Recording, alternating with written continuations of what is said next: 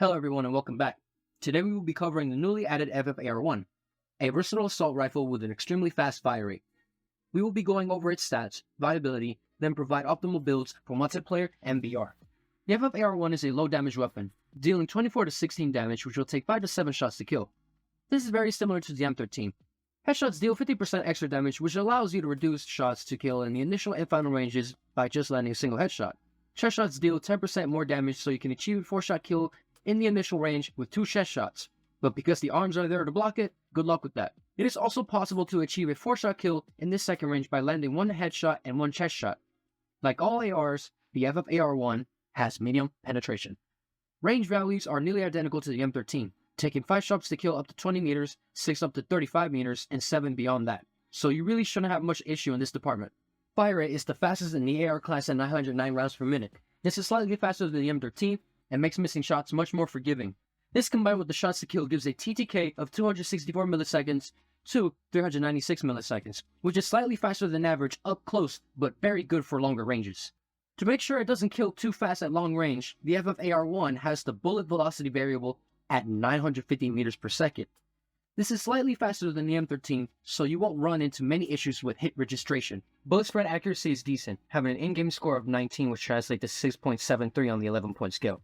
Its initial spread is 10, 8.75 on the 11-point scale. These values are exactly the same as M13, and you shouldn't need to boost it for most of your practical engagements. Base magazine size is 25, which is pathetic given its fire rate, so you will need extended mags unless you want to reload after every kill. Fortunately, reload times are also pretty good, taking 1.24 seconds for the tactical reload and 1.25 seconds when reloading from empty. SWAT speeds are quite low, taking 300 milliseconds for the drop time and 433 milliseconds for the race time, which can be a problem when you need to swap weapons. ADS time is perfectly average for an AR at 250 milliseconds, although the sprint to fire time is 2 frames slower than average at 180 milliseconds, which gives it the slowest sprint out time in the AR category.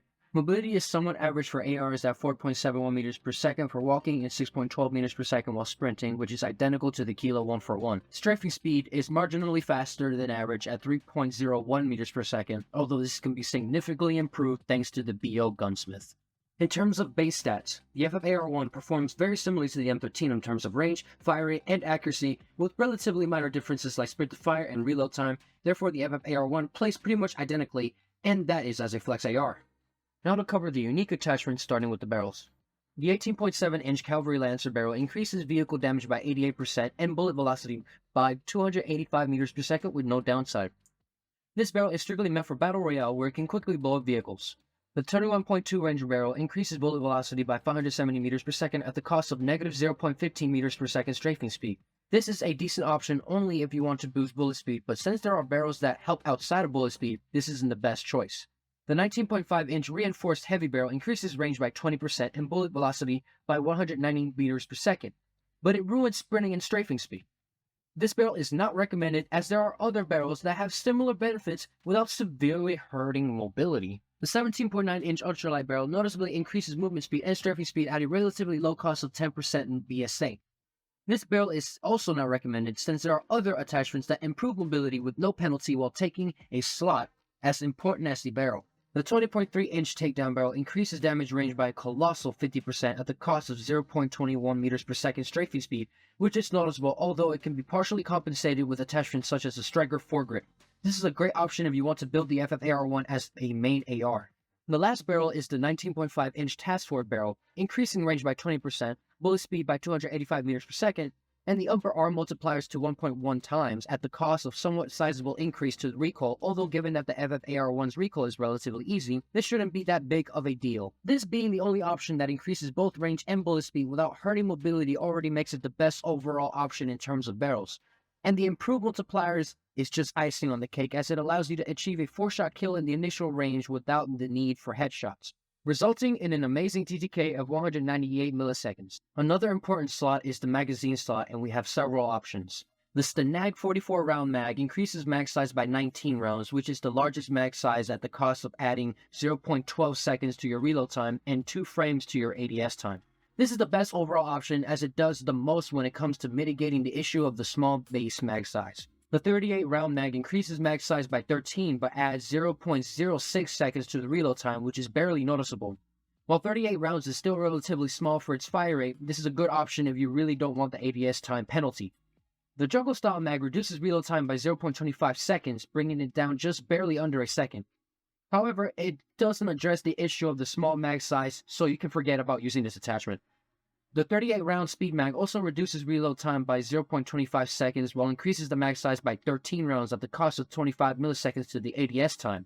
This is a great alternative to the Snag 44 round if you want faster reload speed, although 38 rounds is still quite small. The Caliber 44 round mag gives it the largest possible mag size at 44 rounds and reduces reload time by 0.38 seconds, but it really hurts ADS time, adding 3 whole frames.